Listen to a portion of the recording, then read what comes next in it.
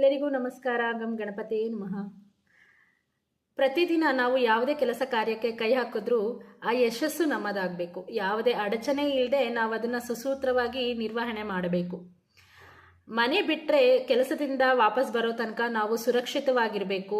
ಈ ದಿನ ನಾನು ಅಂದುಕೊಂಡಂತೆಯೇ ಆಗಬೇಕು ಅನ್ನೋದು ನಿಮ್ಮ ಮನಸ್ಸಿನಲ್ಲಿದ್ದರೆ ಇದೊಂದು ಸರಳ ಉಪಾಯ ಮಾಡಿ. ಪ್ರತಿದಿನ ಯಾವ ದಿನ ಇರುತ್ತೋ, ಸೋಮವಾರ, ಮಂಗಳವಾರ, ಬುಧವಾರ, ಗುರುವಾರ, ಯಾವ ದಿನ ಇರುತ್ತೋ ಪ್ರತಿದಿನಕ್ಕೆ ಪ್ರತ್ಯೇಕವಾದ ದೇವರುಗಳು ಅಂತ ಇರ್ತಾರೆ. ಆ ದೇವರ 108 ನಾಮ ಜಪವನ್ನು ಮಾಡಿ, ಇಲ್ಲ ಅಂತಂದರೆ ಅಷ್ಟೋತ್ತರ ಶತನಾಮಾವಳಿಯನ್ನು ಜಪ ಮಾಡಿ ನೀವು ಆ ದೇವರನ್ನು ನೆನೆಯುತ್ತಾ ಮನೆಯಿಂದ ಹೊರಟ್ರೆ ಆ ದಿನ ಗೆಲುವು ಸಿದ್ಧಿ ನಿಮ್ಮದೇ. ಆಯಿತಾ? ಪ್ರತಿದಿನ ಈ ಕೆಲಸವನ್ನು ಮಾಡಿ, ನಿಮಗೆ ಯಾವುದೇ ಅಡಚಣೆ ಬರಲ್ಲ. ಜೀವನ ತುಂಬ ಸುಲಭವಾಗಿ ಹೋಗುತ್ತೆ. ನಿಮಗೆ ಯಾವ ದಿನದಂದು ಯಾವ ದೇವರ ಜಪ ಮಾಡಬೇಕು ಅನ್ನೋದನ್ನು ನಾನು ಬರೋ ವಿಡಿಯೋದಲ್ಲಿ ನಿಮಗೆ ತಿಳಿಸ್ಕೊಡ್ತೀನಿ. ಕಾಯ್ತಾ ಇರಿ, ನೋಡೋದನ್ನು ಮಾತ್ರ ಮರಿಬೇಡಿ.